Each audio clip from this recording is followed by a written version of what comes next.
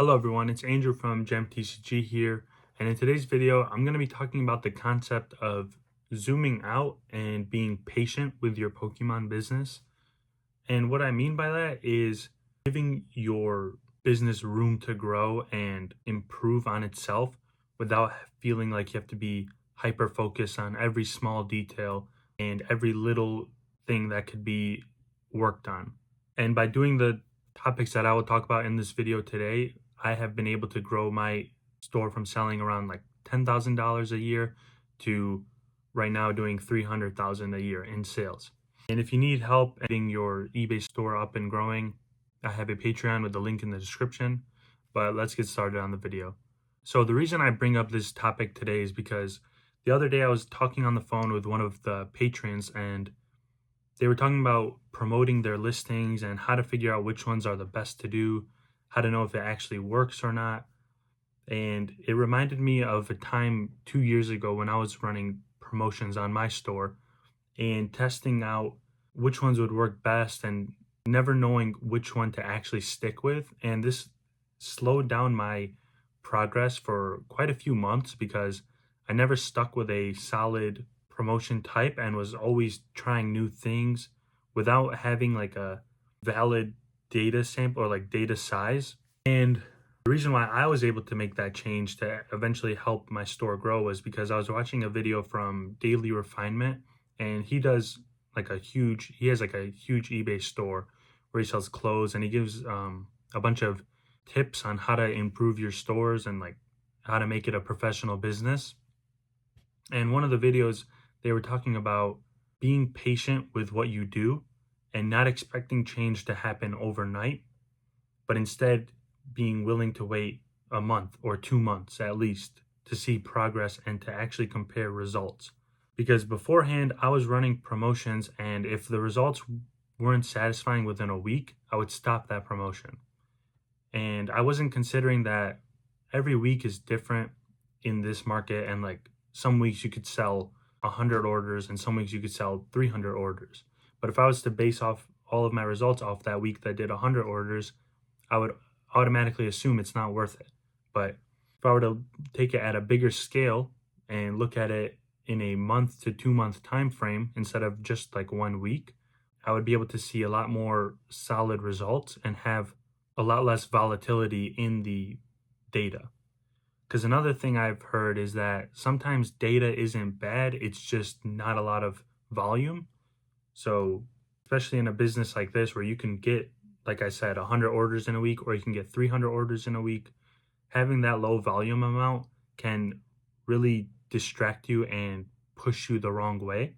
So knowing that, you have to take the concept of zooming out and be willing to play the long run with your experiments and look at macro trends rather than micro trends in like a week time scale.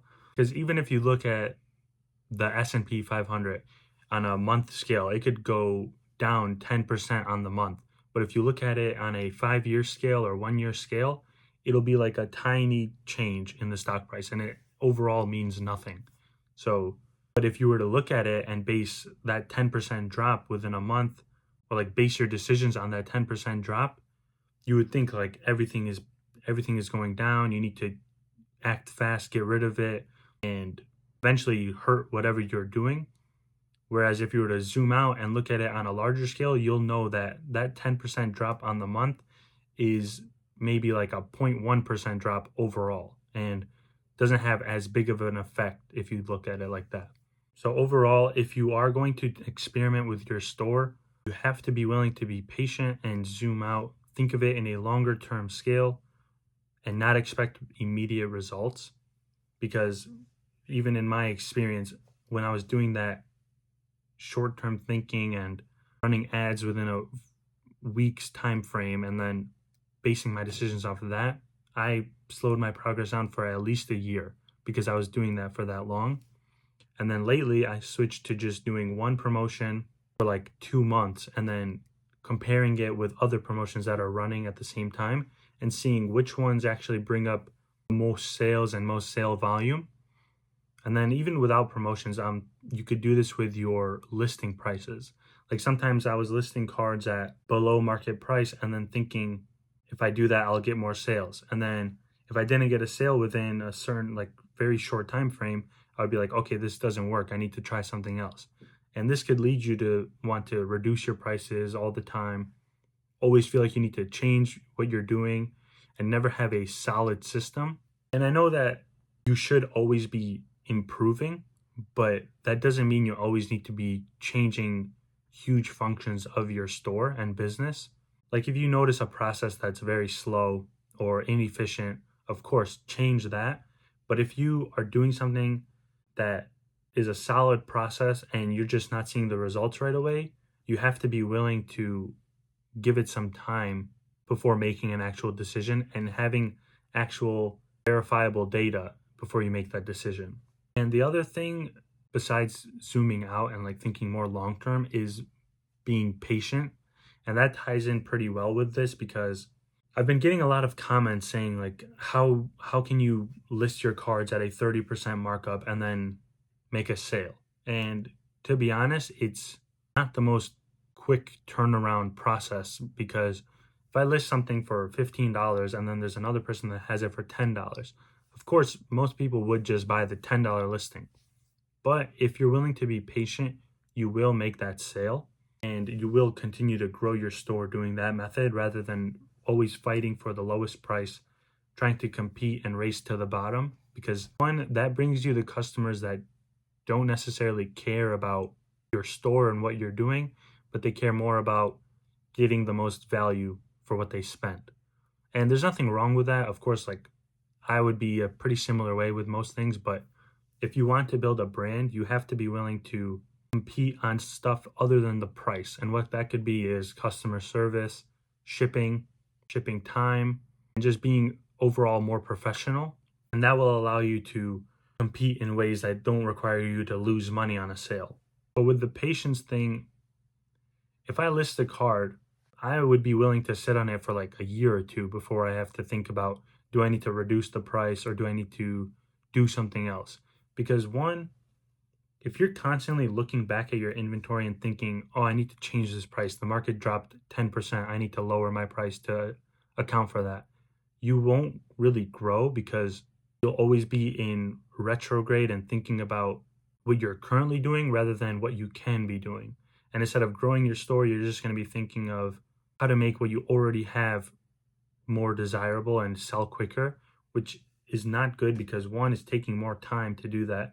You have to go back into your listings and then reduce the price or maybe make a new listing to get more views, like something with the algorithm. And on top of that, you're losing money because you're reducing the price. But if you're willing to be more patient, you can list a card for like 30% above market price, and eventually, within a year or two, that card will sell. And of course, not everyone can wait a year or two to sell a card. But if you're doing this to be an actual business, you should be at that scale. I don't think it's smart to go into this hobby thinking like it's going to be your only income because the sales can be pretty inconsistent at times. And especially during a bear market, you will not make as much money as you would during right now. Like my profits have gone up at least 30% over the past few months. So this isn't something you should be like expecting a full-time income on. And if you're willing to kind of separate yourself from your inventory that you have listed and just set it and forget it, you will be able to scale much faster and much better because your inventory will continue growing, prices will continue going up, and the demand might increase, might decrease, but the supply will for sure go lower because the longer a set is out, the less cards will be on the market. And you can see this with anything you look up today. If you look up a card from a set that came out in 2005, you're going to see a lot less cards available than something that came out this year. And when someone's looking for that card, they don't care about paying 30% extra if that means they're going to get the card they want from a trusted seller rather than risk their time and money buying from someone that maybe has no feedback or doesn't have a good looking listing that won't catch their eye. So you don't necessarily have to worry about getting your cards to sell within a month or within 2 months because if you think about it, not everyone wants every single card you have. And if you were able to realistically list cards and sell them all within a month, you would be making millions of dollars, because then you could just repeat this cycle. But as someone that's been doing this for 3 years, it's not possible, and it's not realistic to expect every single thing you sell and list to sell within like a month or two. You need to be patient and be willing to just let them sit for like a year or two, and then if it doesn't sell after that, then you could think about reducing the price, but you have to be patient. Even Pokey Steve, he sells cards and he has like a huge store. He talks about how he'll list a card and like 3 years later it'll sell. So don't be worried about that. And even with a recent example from my store, I've had trainer gallery cards at my store for since they came out, and I had them listed for like $2.50 each, which was very high at the time for the cards that I was listing. Like it was like the very common trainer gallery cards. And I would get a few sales here and there. But lately, almost like 500 copies of them sold within the last 2 months at like $5 price, because I had to increase them because of the demand that went up. But if I were to think of it like very short term and think I need to sell these cards right away and no one's going to buy them for $2.50, I would have cleared out of my inventory before the demand even went up, and then I would have missed out on thousands of dollars from just that card or like those cards. And examples like this happen all the time. Every time during like a bull market, you'll see cards go up in demand and the prices skyrocket.